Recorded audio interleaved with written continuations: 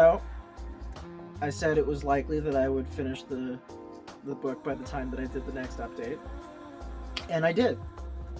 I blew through the remainder of this book. And then I went out and I bought the next one too. So, to be really succinct about how I feel about this book, it's good, it's really good, it's really, really, really good. I wish I read this when I was a kid. This is my new thing that I'm gonna be very annoying about, because, gosh, I fell in love with this. It was one of those things that, like, if you ever have like a hobby or a passion or like a special interest, and you know that it's something that you like because you've enjoyed it for some time. So for me, that's fantasy and fantasy fiction and that kind of stuff. And then you encounter something within this interest that is so good that you are just left sitting there going, right, that's why I like this. That's the reason I like this thing. That's how I feel about this right now.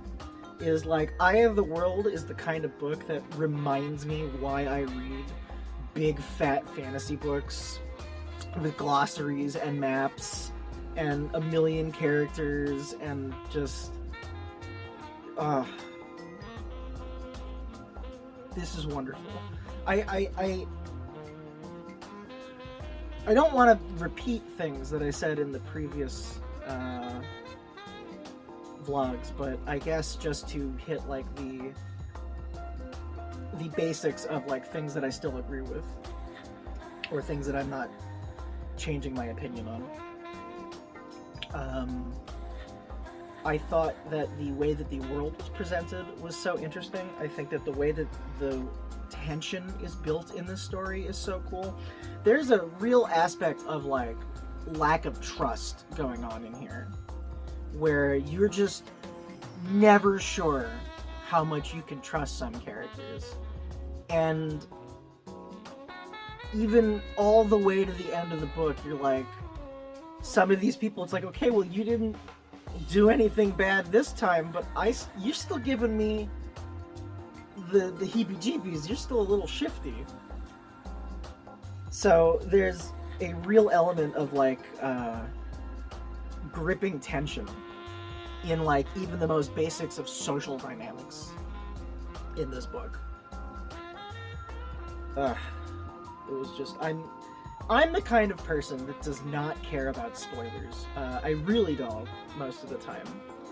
And this is one of the things where I'm like, oh man, I got this far without getting spoiled on anything. You don't Google anything. Don't look anything up. Don't look at the names of the books in the later series. Like, this is inspiring in me a type of spoiler trepidation that I have not felt in a long time. And I don't know if that's because it's making me care in a way that I haven't cared in a long time, or if it's just the proximity. Because I've always said that my feeling on spoilers is based on proximity. If I'm like, with the example of like a movie, if I'm going to see a movie in a month, I don't care that much about spoilers. If I'm going to see a movie tomorrow, I don't really care that much about spoilers.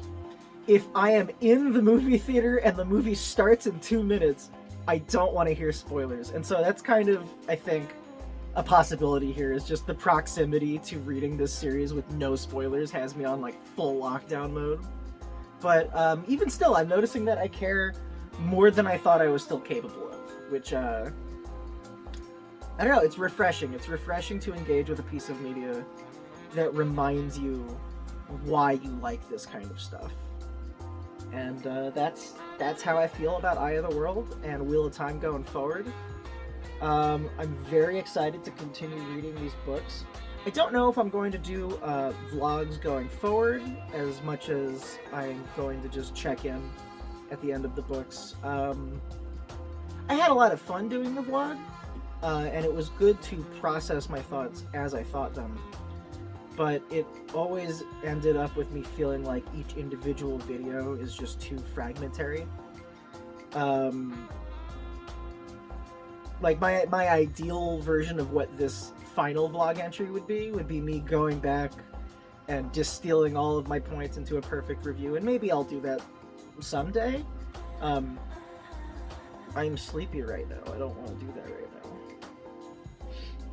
But all of that is to say, thank you for coming on this journey with me. I will be continuing to talk about books and media on this YouTube channel, but in the meantime, I really can't recommend this enough. You know, there's a great audiobook. I picked up the audiobook and started listening through it again because that's what I do when I really like a book. I did that with Dune Messiah too. Like, I listened to the audiobook as soon as I finished it because I was like, I just need to hear it again. I need to experience it again. And even on the second go through, I'm like 4 chapters in now, and like immediately everything means so much more. Everything is so relevant to where it's going.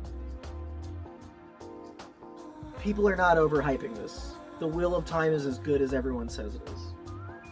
At least the first one is. So anyway, that's all for today. You can find me on the socials.